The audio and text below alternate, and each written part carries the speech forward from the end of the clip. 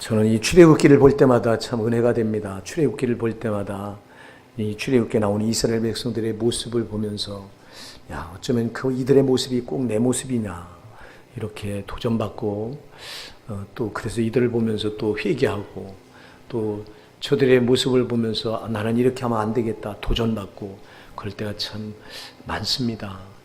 하나님이 이스라엘 백성들을 애굽에서 이끌어내신 이 사건은 참으로 이 백성들을 하나님이 얼마나 사랑하시는가를 보여주신 사건이거든요. 하나님께서 이스라엘 백성들을 이미 아브라함을 통해서 선택하시고 이들을 이제 애굽에 400년 동안이나 고난 가운데 팽개쳐 놓으십니다. 고난 가운데 팽개쳐 놓으시고 그럼 저들이 400년 동안 거기서 살려달라고 울부짖습니다. 바로 왕의 압제 가운데서 저들이 이제 그 고된 노역에 시달리고 그래서 저들의 부르짖음이 얼마나 하나님 귀에 상달됐는지 하나님이 출애굽기 3장 9절에 보면요. 저들의 부르짖음이 내 귀에 상달되었고 애굽 사람들이 저들이 학대하는 것을 내가 보았으니 모세야 이제 내가 너를 저들에게 보내니 너 가라 이렇게 말씀하실 정도로 저들의 엄청난 고난을 다 보셨어요. 그러면 저들이 400년간 애굽에서 고통을 받았다면 그래서 이제 저들을 홍해 바다를 건너게 하셔서 거기서 구원해 내셨다면 이제 이때부터는 저들에게 평안한 길을 주셔야 되잖아요. 그렇잖아요. 근데 보니까 평안한 길이 아니라 40년 광야 저들의 생애를 보면요. 더 고된 생애가 시작돼요. 애굽에 있을 때보다 더 고되고 힘들고 말도 못하게 막 더 고난이 저들에게 막 끊이지 않고 그래서 저들은 그 아픔 가운데 40년 내내 저들 이스라엘 백성들이 우리에게 보여주는 걸 보니까 비명을 지르는 것밖에 없어요. 절망하고 좌절하고 원망하고 불평하고 못 살겠다고 말하고 심지어 모세를 지도자를 가르치고 우리 돌아가자고 말하고 애굽으로 그러면서 계속 고통의 신음소리가 40년 동안 저들에게 끊어지지 않는 것을 우리가 성경을 보면 알 수 있습니다. 왜 그랬을까요? 하나님이 저들을 사랑하셔서 그 압제받고 고통받는 애굽의 400년 생활을 보시면서 저들의 부르짖음이 내 귀에 상달되었다고 말하시면서 저들을 거기서 그 고통 가운데서 끄집어냈다면 전능하셔서 모든 걸 하실 수 있는 그 하나님이 저들에게 평탄한 길로 인도하시면 얼마나 좋을까요? 근데 왜 40년 내내 애굽에서부터 더 고통스러운 삶의 길로 인도하느냐 이 말이에요. 광야 40년. 제가 성지순례 가서 보니까 이 광야 길이요. 이 이집트 애굽에서부터 이스라엘까지 그 여정을 이렇게 쭉 따라가면서 보니까요. 정말 온 사방이 다 산이에요. 돌산이에요. 돌산. 그리고 다 모래예요. 모래도 이런 우리나라 같은 모래가 아니라 이게 이 딱딱한 땅에 굳어진 땅에 이렇게 깔려진 모래예요. 풀 한 폭이 안 보여요. 애굽을 따라갈 나일강 변 거기하고 그다음에 요단에 가서 요단을 갈 때 요단 뜰에만 목초지가 쫙 깔려 있는 게 보이지 나머지 저들이 그 걸었던 광야 40년 과정은요 거의 풀 한 포기가 안 보이고 정말 삭막하고 모래벌판이고 돌산이고 그래요. 저들이 어떻게 저기서 40년을 견뎌내고 살았을까? 하나님의 은혜죠. 은혜요. 그럼 왜 그렇게 저들을 어려운 길로 인도하셨을까? 제가 묵상하다가 이걸 깨닫고요. 얼마나 하나님 앞에 제 가슴을 쳤는지 몰라요. 여러분, 저들 거기서 이끌어낸 거는요. 제가 그 가서 저들이 갔던 광야 여정길을 보면서 보니까 사방을 아무리 둘러봐도요. 저들이 위로받을 만한 곳이 없어요. 저들이 쉴 만한 것도 없고 정말 사방을 돌아보니까 저들에게 오직 어려움과 고난밖에 없겠다. 이것밖에 안 보여요.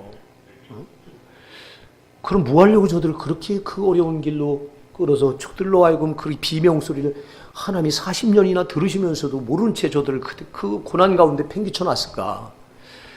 딱 한 가지 사실을 제가 깨닫는데요. 여러분 딴 거 없더라고요. 우위를 바라보라는 거예요. 우위를 바라보라는 거예요. 사방을 봐도 너희가 빠져나갈 구멍이 뭐가 있냐? 사방을 봐도 너희가 위로받을 만한 곳이 뭐가 있냐? 사방을 돌아봐라. 사방을 돌아봐도 위로받을 것이 없으니까 저들이 바라볼 건 오직 위더라고요. 사랑하는 여러분, 저걸 배우게 하기 위해서 사방을 보지 말고 땅을 보지 말고 오직 위를 보게 하기 위해서 하나님이 저들을 40년간 그 부르짖게 하셨더라고요. 그러니까 이걸 배우는 그 과정의 길이 저들에게는요 너무 길었던 거예요. 나는 우리 오산나게 사랑하는 성도 여러분, 여러분에게 어려움이 주어지거들랑 여러분 정말 우리가 나가는 이 신앙 광야길은 평탄한 길이 아닙니다. 주단이 깔려있는 길이 아닙니다. 하나님은 절대 우리를 그런 길로 이끌지 않습니다. 하나님 우리를 사랑하셔서 반드시 우리로 하여금 위를 보는 법을 배우게 하기 위해서 우리를 고난의 길로 이끈다 이 말입니다. 고난이 얼마나 유익인지 모릅니다. 시편 119편 67절에 보면 시편 기록자가 이런 고백을 해요.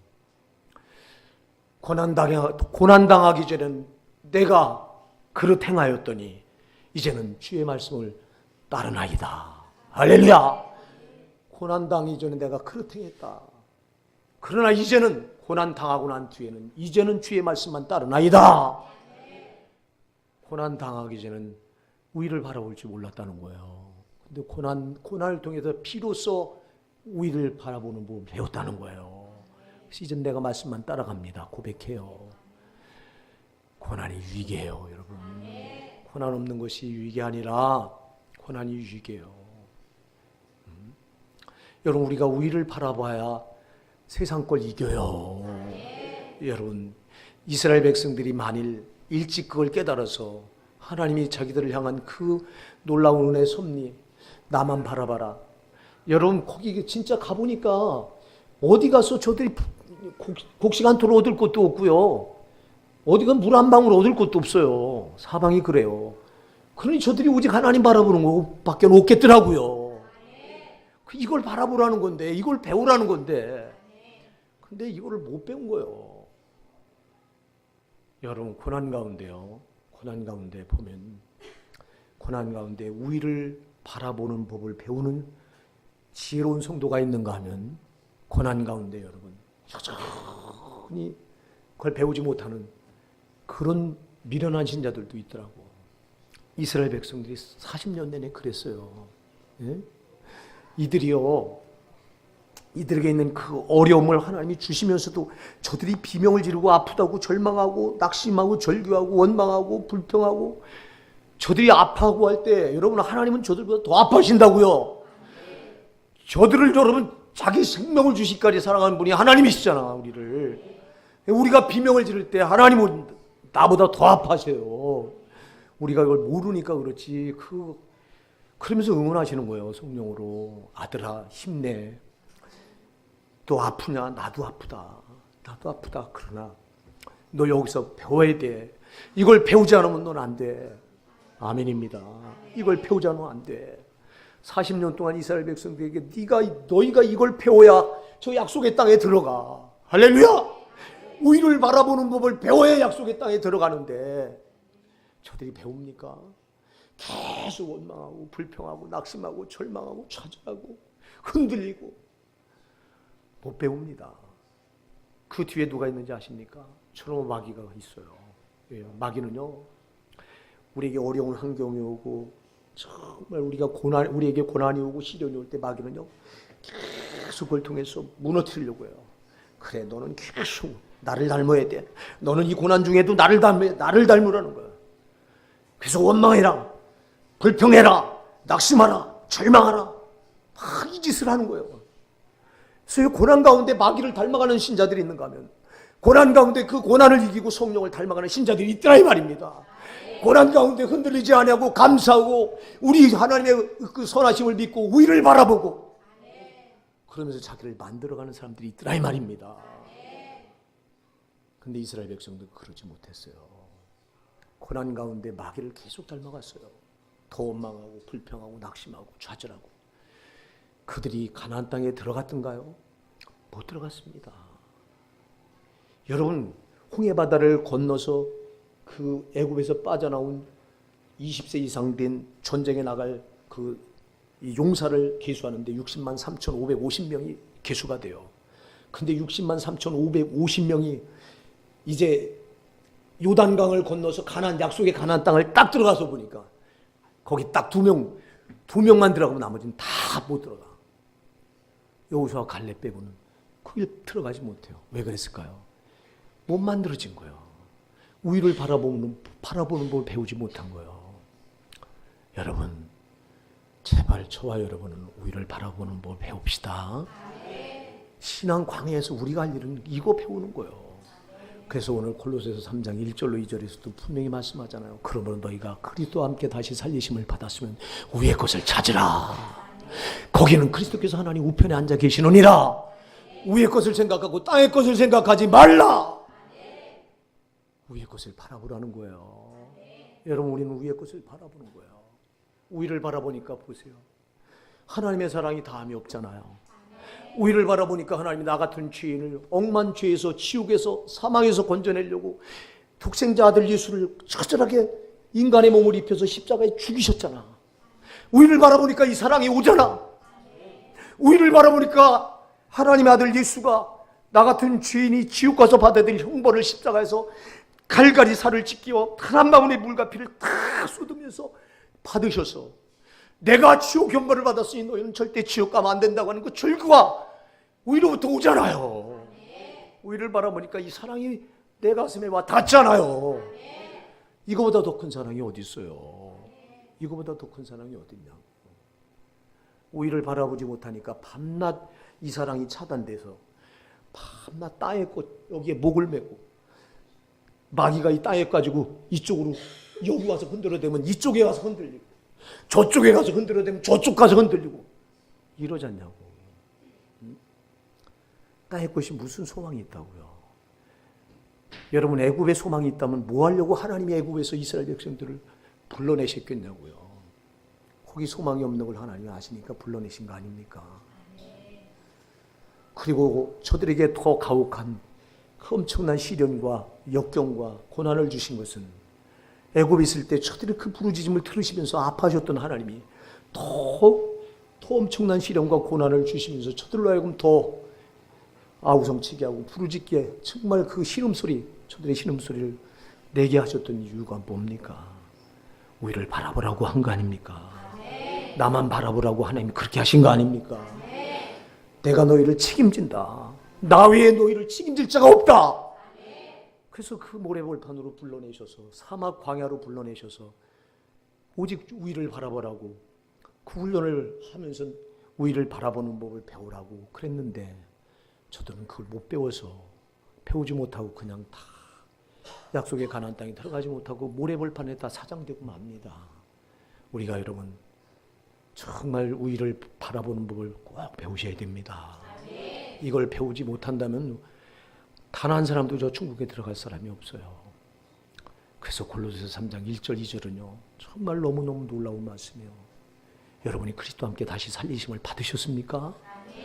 여러분의 옛사람은 예수와 함께 십자가에 못 박혀 죽으시고 여러분이 정말 물과 성령으로 거듭나셨습니까? 그렇다면 여러분은 우위를 바라보셔야 합니다. 거기는 그리스도께서 하나님 우편에 앉아 계시다고 말씀합니다. 위의 것을 생각하고 땅의 것을 생각하지 말라고 말씀하십니다. 왜? 땅의 것은 우리에게 더 이상 가치가 없어요. 그런 건 내가 너를 책임지겠다는 거예요. 네가 위만 바라보면 책임지겠다는 거예요. 여러분, 저들이 광야에 나가서 마실 물이 없을 때 저들을 버려두셨던가요? 반석을 가르셔서 저들이 마실 물을 내시잖아요. 저들이 먹을 양식이 없을 때 양식 한 톨 구할 데가 없는 그 사막 벌판 한가운데 버려져 있을 때 저들을 그냥 죽게 내버려 두셨던가요? 하늘을 물 여셔서 비같이 만나를 내려주시잖아요. 안 죽이시잖아요. 책임지시잖아요. 저들이 우위를 안 바라봤는데도 책임지시더라고요. 우위를 바라보는 법을 배우지 못했는데도 하나님은 사랑하셔서 책임지시더라고요. 단 한 가지 잘 기억하세요.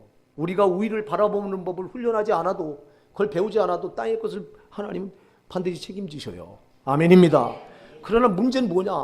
영혼은 책임을 못 진다는 거예요. 우리가 우위를 바라보는 법을 훈련하지 못하면 우리 영혼은 그냥 버림이라는 거예요. 아멘입니다.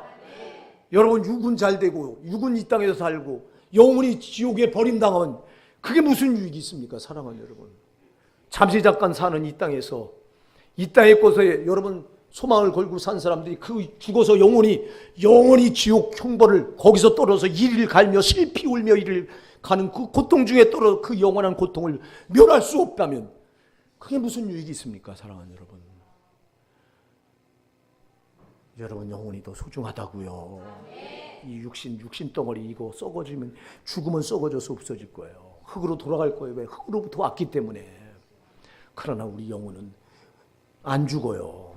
하나님께로부터 왔기 때문에 하나님께로 돌아가야 되는데, 근데 밤낮 땅의 곳에 목을 메고 땅의 곳에 목을 매서, 여러분 제가 막 거듭 말씀드려요. 땅의 곳에 목을 매서 여러분들 땅의 곳을 소유한 만큼 그 밑에는 죄가 태산같이 쌓여 있어요. 예? 높은 위치에 올라가는 만큼 그 밑에는 다 죄로 쌓는 거예요. 정치하는 사람들 여러분, 대통령 좋아하지 마세요. 대통령 자리에 올라가기까지 그 밑에 다 죄가 태산을 이루고 있어요. 그게 다 지옥 가게 만들, 그 영혼을 지옥으로 밀어넣는 재료인데, 자기 영혼이 얼마나 비참한 걸 압니까? 땅에서 많이 가졌다고 으쓱대고 자랑하고, 그 많이 갖고 으쓱대는 만큼 그 영혼은 지금 신음하고 있는데 신음소리가 들립니까? 여러분의 영혼의 신음소리를 들으시기 바랍니다. 여러분 육이 좋아하는 소리 듣지 마시고, 여러분의 영혼이 비참함에 빠져서, 영혼은 알아요. 자기 영혼, 내 영혼은 내 속에서 탄식해요. 근데 우리가 못 들어요. 죄가 떡갱이처럼 쌓여있어서. 육으로 사는 사람은 절대 영혼의 신음소리를 못 들어. 거듭나야 들어요. 물과 성령으로 거듭나야 영혼이 신음한 소리를 들어요. 우리가 막 죄로 살아갈 때, 땅에 거서 목을 메고 살아갈 때 우리 영혼은 속에서 탄식합니다. 손쳐라 정신차려라. 내 영혼이 지옥, 내가 지옥 간다. 내 영혼이 지옥 떨어진다. 지옥 떨어진다. 이러고 있어요. 이게 들려요? 안 들려요. 육으로 사는 사람은 이게 안 들려요. 그러나 영혼으로 사는 사람은, 육신의 껍데기를 벗어 던지고 영혼으로 사는 사람은 이 소리가 들려요. 조그만 죄를 져도요, 영혼이 탄식하는 소리가 들려요. 네가 어쩌자고 그 죄를 받아들이니? 그 죄가 너를 지옥까지 밀어 떨어뜨릴 텐데 네가 어쩌자고 그 죄를 받아들이니? 탄식하는 소리가 들려요. 근데 육으로 사는 사람은 이게 전혀 안 들려요. 오늘 여러분 영혼이 거듭나셔야 됩니다. 영혼이 거듭나셔야 돼요. 여러분 영혼이 거듭나셨다면 절대 여러분의 영혼을 관리를 잘 하셔야 돼요. 원수마귀는 또 여러분 거듭난 영혼이라도 그냥 무뎌지게 만들어서, 죄된 감각을 얻게 만들어서 그냥 죄를 막 받아들이게 해서 지옥으로 밀어넣으려고 하는 거예요. 정신 바짝 차립시다. 바짝 차리자고. 오늘 이 자리에 나오신 여러분 가운데 정말 말할 수 없는 고난을 가지고 나오신 분이 계실 거예요. 목사도 알고 우리 성도님도 알고 하나님도 아셔요. 그럼에도 내가 감사하는 것은 그 고난 중에도 정말 그걸 이기고자 하는 그 믿음을 보여주고 있어요. 내가 문자를 한 우리 집사님한테 받았는데 그 문자를 보고 내가 울었어. 참 마음이 많이 아플 텐데, 많이 힘들 텐데, 근데도 그거를 믿음으로 이겨내겠다고. 목사님이 기도해 주셨는데 기도한 대로 안 돼서 미안합니다.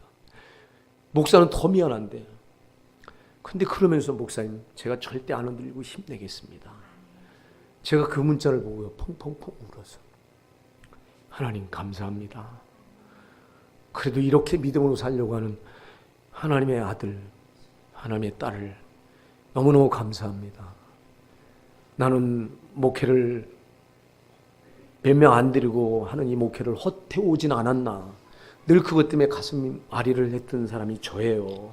왜? 여러분을 보면서 잘 변화되는 모습도 안 보이고 말씀을 들어도 달라지지 않고, 그래서 나는 이거 공허하게 나만 이렇게 그냥 이랬나 보다. 그런데 내가 그 문자를 받고요, 이 헛된 게 아니었구나. 정말 헛된 게 아니었구나. 하나님은 역사하고 계셨구나. 일하고 계셨구나. 얼마나 제가 감사했는지 몰라요. 여러분, 그래서 제가 그걸 보면서요, 사실 오늘 이 말씀을 전하려고 토요일까지 하지 않았어요. 다른 말씀을 준비해놨어요, 제가. 근데 꼭 바꿔요, 하나님이. 참 희한하게 바꾸시더라고. 이걸 탁 바꾸시는 거예요. 그래서 갑자기 바꿔였어요. 주보 만들기 전에 바로 바꿨어요. 주보 만들기 전에. 주보 만들면 제가 토요일 주보를 만드는데 주보 만들면 바꿀 수도 없잖아요. 하나님 살아계십니다, 여러분. 선하십니다. 반드시 우리를 보고 계십니다. 네, 보고 계신다고. 여기 모세라고 하는 인물이 출애굽기에 나오죠. 이 모세라고 하는 인물은 참 대단한 인물이죠. 모세가 없었더라면 이스라엘 백성들을 그 애굽에서 누가 이끌어내겠어요. 모세라고 하는 정말 하나님이 자유하게 쓰실 수 있는 그런 정말 이런 위대한 인물이 있었기에 이 출애굽이라고 하는 거대한 역사적인 사건이 일어나는데요. 근데 오늘 모세의 모습을 보면요, 하나님이 쓰실 수 있는 모습이 아니에요. 여러분 오늘 이 출애굽기 2장 11절을 보니까 모세가 장성한 후에 한 번은 자기 형제들에게 나가서 그들이 고되게 노동하는 것을 보더니, 저희 모세가 장성한 후에 그랬거든요. 이 장성한 후에는 우리가 출애굽기 사도행전 7장 22절로 23절에 보면 그렇게 말씀하고 있어요. 출애굽기 7장 23절에 뭐라고 하는데, 나이가 40이 되매 그 형제 이스라엘 자손을 돌볼 생각이 나더니 그랬어요. 나이 40이에요 지금. 이때가 나이 40이 되니까 그 마음에 어떤 생각이 드냐니까 자기 형제 이스라엘 자손을 돌볼 생각이 났다고 그랬어요, 모세에게. 예, 모세는 자기 동족 히브리 이스라엘 백성들이 지금 애굽에서 이렇게 노예로 노예살이로 고통 겪고 있는 이 사건을 빤히 알고 어머니 요게벳의 품 안에서 크면서, 우리가 잘 아는 대로 이 모세는 바로 왕궁에 바로 공주의 양아들로 들어가지만, 그러나 그것을 젖먹이는 유몰은 그 어머니 요게벳이 들어간다고 하나님께 섭리죠. 그래서 사실 크기는 어머니 요게벳 품 안에서 모세가 이 품 안에서 젖먹으면서 컸어요. 크면서 어머니 요게벳으로부터 이제 자기 히브리 민족, 이스라엘 민족의 역사를 쭉 들었어요. 이 민족은 하나님이 선택하신 민족이다. 조상 아브라함 때부터 택해서 아브라함의 하나님, 이삭의 하나님, 야곱의 하나님의 백성이 이 백성이다. 하나님의 뜻이 계셔서 이 아브라함을 통해서 이미 연했다. 이 백성을 400년 동안 여기다가 이 압제 가운데 이렇게 고통스럽게 만들 것이라고 이미 연했다. 모세야, 넌 크거든. 이 백성을 위해서 네가 할 일이 무언가를 찾아라. 하나님 너를 이 바로 왕궁의 엄청난 권력자의 밑에서 크게 하는 것은 하나님의 뜻이 있을 것이다 하고, 그 어디서부터 이 요게벳 어머니 품 안에서 신앙교육으로 큰 사람이 모세예요. 그래서 모세가 나이 40이 되니까 비로소 그 동족 이스라엘 자손을 돌아볼 생각이 났다고 그랬어요. 사도행전 7장 23절에 보면. 그리고 이때 또 이 생각이 난 것은 모세가 이때는 다 가졌어요. 보세요. 애굽의 2인자인 왕자의 신분을 가졌죠. 거기다가 사도행전 7장 22절에 보면요, 모세가 애굽 사람의 모든 지혜를 배워 그의 말과 행하는 일들이 다 능하더라고 그랬어요. 모세가 애굽의 모든 지혜, 무술, 거기 애굽의 무예와 학문과 학술 다 배워가지고 그 말하는 것과 행하는 일들이 다 능했다고 그랬어요. 그러니까 여러분, 무예도 엄청나게 잘하는 거고 지혜도 엄청나고 거기다 권력도 바로 왕 다음에 가진 권력, 인자의 권력을 가진 거예요. 그러니까 그 힘 가지고는 이 백성을 능히 이 노예살이에서 건져낼만 하겠다. 그래서 나타난 거예요. 그때가 바로 나이 40이에요. 그래서 이게 장성한 후에. 그래서 이젠 자기가 뭔가 할 수 있겠다고 나섰을 때, 그래서 그 한 일이 뭐예요? 여기 12절에 보니까 좌우를 살펴 사람이 없음을 보고 그 애굽 사람을 쳐 죽여 무릎 속에 감추니라.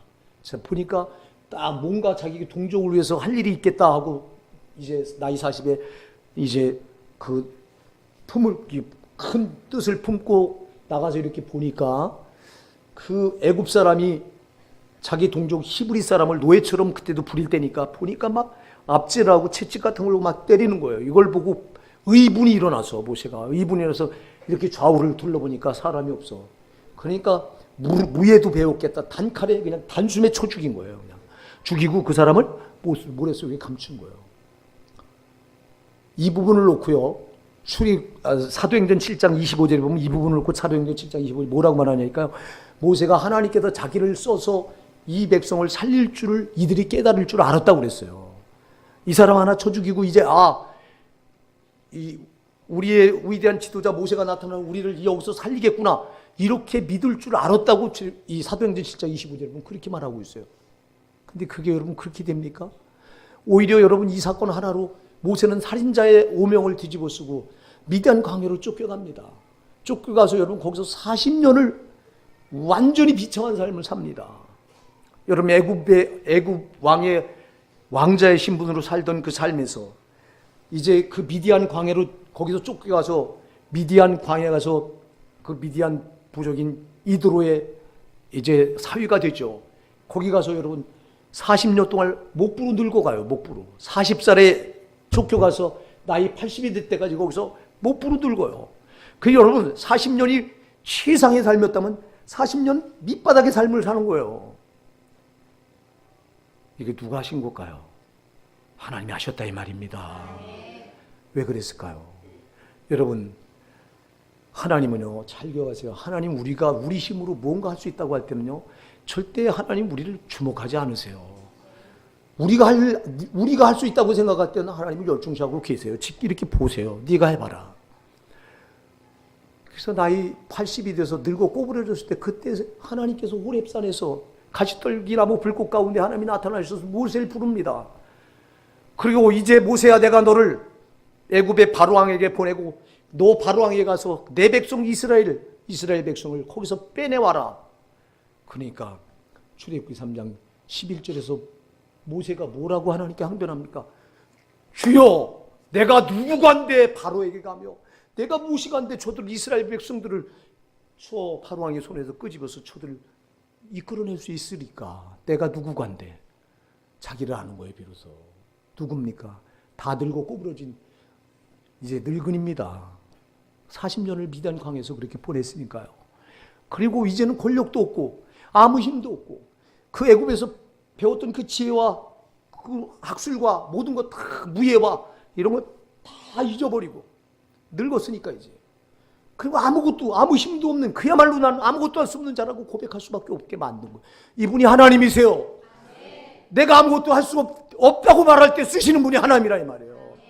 내가 뭔가 할 수 있다고 할 때 하나님은 절대 안 쓰세요. 내가 아무것도 할 수 없다고 할 때 비로소 하나님이 들어서 쓰시는 거예요. 그리고 우리를 보게 만드시는 거예요. 여러분 왜 미디안 광야에서 모세를 40년 동안 거기다 팽개쳐 놓으셨을까요? 아까도 제가 얘기했어요. 그 광야는요, 미디안 광야는요, 정말 사방을 둘러봐도요, 자기에게 도움을 줄 만한 것이 단 한 개도 안 보여요. 그러니까 거기서 모세가 한 게 뭘까요? 모세가 40년 동안 우위를 바라보는 훈련을 한 거예요. 할렐루야! 40년 동안 우위를 바라보는 훈련을 한 거예요. 이거 훈련시키시려고 하나님이 40년 동안 미디안 광야에 팽개쳐 놓으신 거예요. 이걸 훈련하고 나니까 비로소 이때 부르시는 거예요. 부르는데 보니까 정말 자기는 아무것도 할 수 없는데 왜 나를 불러서 어디다 내가 뭐 하려고 내가 누구한테 바로 여기 가며 어찌 내가 그들을 이스라엘 백성들을 거기서 애굽에서 끄집어낼 수 있습니까? 주님 나 저는 못합니다. 계속 핑계하죠. 그 핑계가 그냥 하는 게 아니라 진짜 자기는 못하겠으니까 그렇게 하는 거예요. 여러분 우리가 고난이 올 때 어려움이 올 때 꼭 기억하세요. 내가 할 수 있다고 할 때 하나님은 정말 역사 안 하십니다. 내가 할 수 없다고. 주님 내가 아무것도 할 수 없다고. 그럴 때 하나님 비로소 비켜라. 내가 한다. 이렇게 말씀하시는 거예요. 그리고 네가 좌우를 살펴서 여러분 좌우를 살폈다는 게 뭘 말합니까? 좌우를 살폈다는 건 여러분 인본적인 자기 상황을 보고 또 조건과 여건을 살피고 여러분 우위를 바라보지 않았다는 거잖아요. 우위를 바라보지 않고 제 힘으로 하겠다는 거잖아요. 여러분 우리가 여기에 이 틀에 갇혀 있지는 않는가 돌아보셔야 된다고요. 여기에 여러분 정말 우리는 여기에 갇혀 있으면 안 되고 우위를 보셔야 돼요. 이 눈을 여셔야 돼요. 이 눈을 이미 하나님이 열어주셨는데 우리가 사용하지 않는 것뿐이라고요. 이걸 부단히 훈련하셔야 돼요. 우위를 보는 법을 부단히 훈련하셔야 된다고. 수도 없이 훈련하셔야 된다고. 이게 안 열리면요, 하늘의 저 신령한 복을 볼 수가 없어요. 우리가 사울이라고 하는 인물, 신약 성경에 사울이라고 하는 인물, 바울이지, 그가 훗날 바울이 되죠. 바울 우리가 너무 잘 알잖아요. 바울이 그가 예수 그리스도를 만나기 전에, 여러분, 그가 오직 땅의 것을 바라보고 살았어요. 그가 가진 학문을 자랑했고, 그가 가진 가문의 배경을 자랑했고, 그가 유대교에 열심을 내는 그 유대교의 그 자기가 믿는 그 종교, 유대교를 자랑했고, 그는 땅의 것을 가지고 정말 그것만 바라보고 살았던 사람이에요. 그런데 사도행전 9장에서 빛 대신 예수님, 부활하신 예수님 빛으로 딱 만나는 순간 눈이 멀어버리죠. 3일 동안 못 봅니다. 주님께서 아나니아라고 하는 사람에게 가셔서, 아나니아야, 이 다메섹이라고 하는 도성에 지금 사울이라고 하는 자가 들어왔다. 그 머리에 네가 가서, 지금 그가 못 보고 3일 동안 아무것도 못 보고 지금 식음을 전폐하고 있느니라. 네가 가서 그 머리에 안수를 하라. 그러니까 아나니아가 발쩍 뜁니다. 주여, 내가 그 자를 잘 아는데, 그 자는 저 예루살렘에서도 수많은 그리스도인들을, 기독교인들을 핍박하고 잡아 죽이는 일에 앞장서고, 지금도 사내들인 궁에 체포영장을 가지고 지금 담에 속에 숨어있는 이 기독교인들을 색출해서 잡아가려고 온 자가 아닙니까? 절대 저는 그 자의 머리에 손을 나는 안수 못하겠습니다. 그러니까 아나니아야, 내 말을 들어라. 그는 내가 택한 이방인의 그릇이다. 내가 그에게 얼마나 많은 해를 받게 할 것인가 그에게 보일 것이고, 그를 내가 쓸 것이니라. 가서 그에게 안수하라. 하나님의 명의니까 가서 그에게 안수합니다. 그래서 아나니아가 안수할 때 아나니아가 그래요.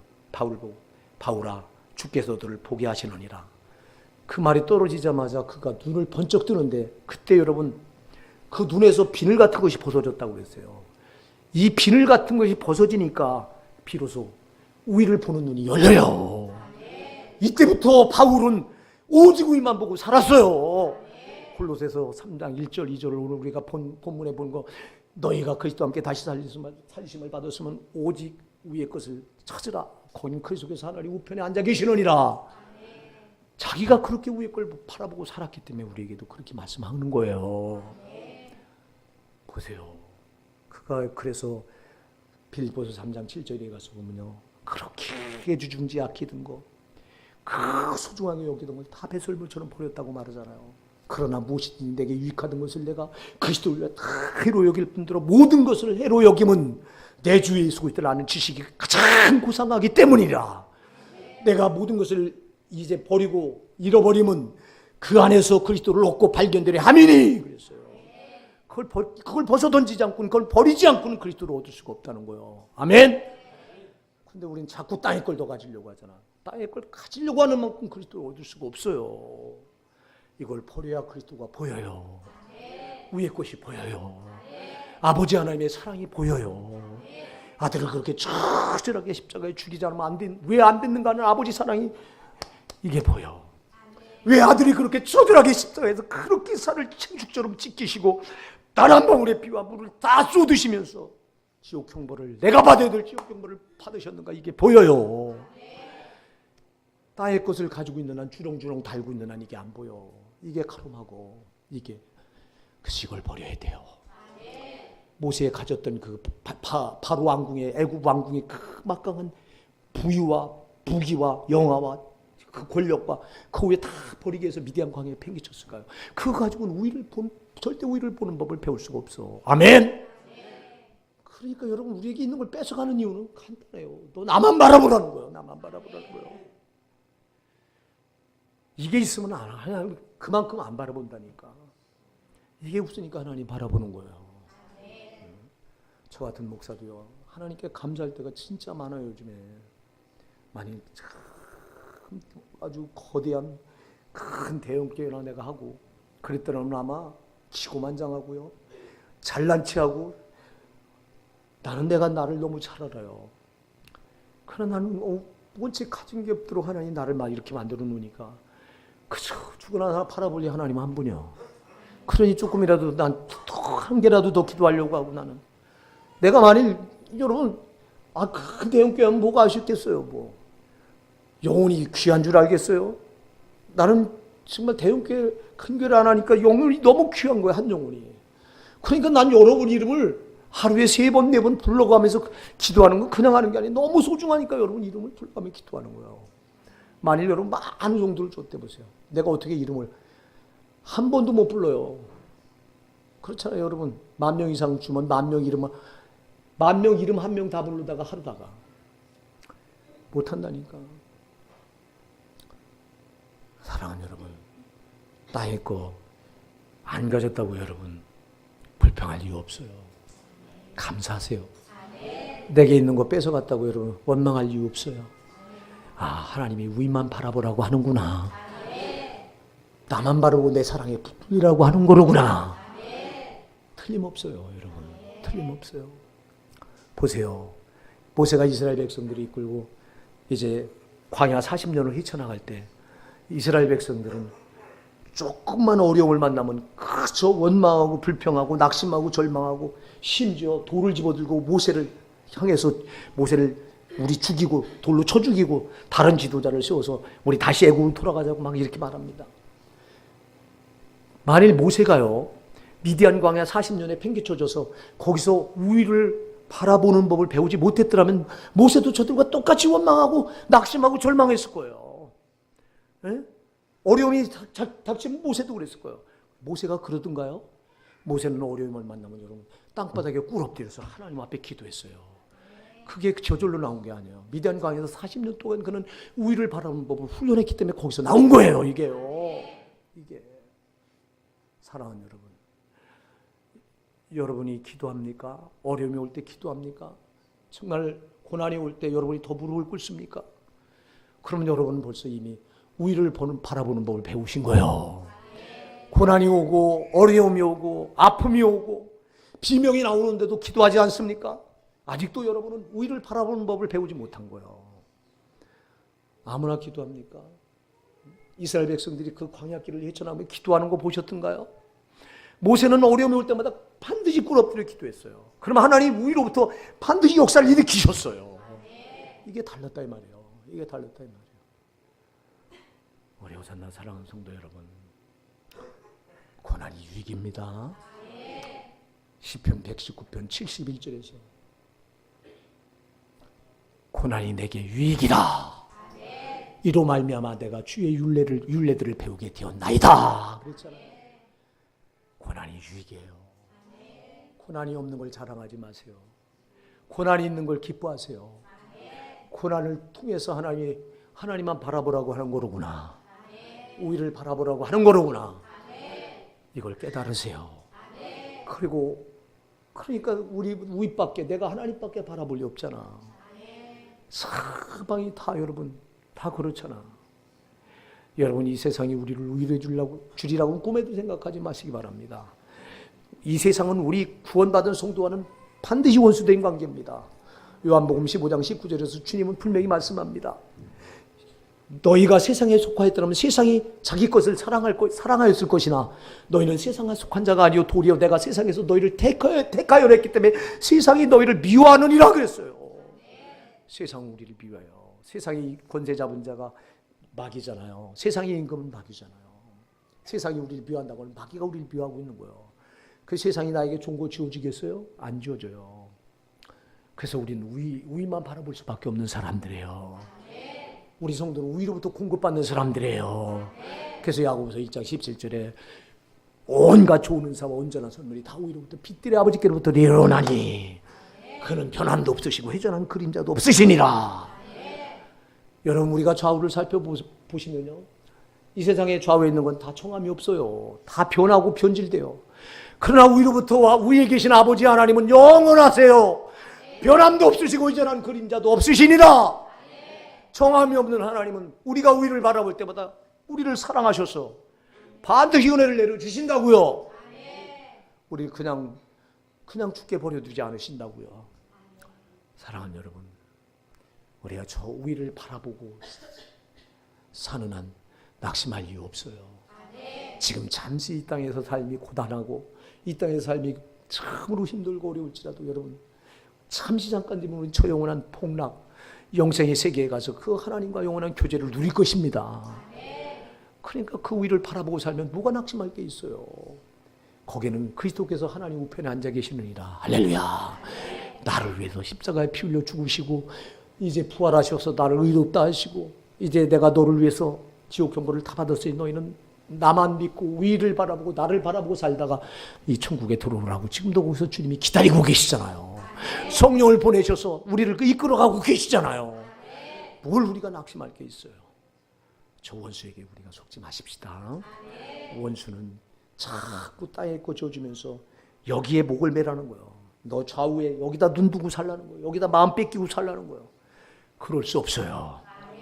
우리는 여기다 눈 두고 살 사람들이 아니에요. 오직 위를 바라보고 하나님 바라보고 나 같은 죄인을 구원하신 그리스도를 바라보고 하나님 보좌 우편에 앉아 계신 그분 바라보고 그리고 우리는 하루하루 저 하늘과 하나님을 향해 전진해 나가야 되는 사람들이 저와 여러분입니다. 절대 여러분 원수 마귀가 여기 이거 흔들면서 여기 있다 그럴 때 절대 까불지 마라. 원수야, 이 땅의 것이 무슨 이게 영생의 가치가 있느냐? 니나 가지고 지옥 가라 그래 버리세요. 할렐루야. 니나 가지고 지옥 가라. 나는 위를 바라고 살다 천국 가련다. 우리 호산나가의 사랑하는 성도 여러분, 지금도 여러분의 목사는 한 사람도, 우리 교회 성도는 한 사람도 지옥 가기를 원하지 않아서 정말 하나님 앞에 간절하게 기도할 때마다 그냥 헛되게 한 적이 없어요. 간절하게 기도하고 어떤 때는 여러분 이름을 부르다가 눈물이 펑펑펑 쏟아져. 내가 흘리는 눈물이 아니에요. 성령이 내 안에서 그 영혼을 사랑해서 흘리는 눈물이에요. 하나님은 한 영혼도 지옥 가기를 원하지 않는데, 특히 자기가 선택해서 교회 안에 들어와 있는 백성은 절대 지옥 가기를 원하지 않으시는데, 여러분 이름을 부르다가 내가 펑펑펑 울 때는 내가 우는 게 아니다고. 내가 무슨 긍휼함이 있고 내가 무슨 여러분 영혼을 향한 사랑이 내게 어디 있어요? 나는 나 같은 이기적인 자가 나는 없어요. 그러나 성령이 그렇게 하시더라고. 우리 호산나 사랑하는 성도 여러분, 우리 다 천국 갑시다. 여러분의 목사가 자나깨나 정말 간절히 바라는 건 나도 꼭 천국 가야 되고, 나도 천국 가야 되고, 우리 성도들도 반드시 천국 가야 된다고. 예전함밖에 없어요. 예전함밖에 없어요. 땅에 거 여러분 소용없어요. 나에게 누가 억만금을 줘줄게, 거대한 대형계를 줘주고 너 그거 줄게, 또 믿음하고 바꾸자. 천만에 만만의 말씀이에요. 안 바꿔요 내가. 예. 우리 호산나 사랑하는 성도 여러분, 저 원수에게 속지 마시고요. 위만 바라보고 날마다 승리하시자고요.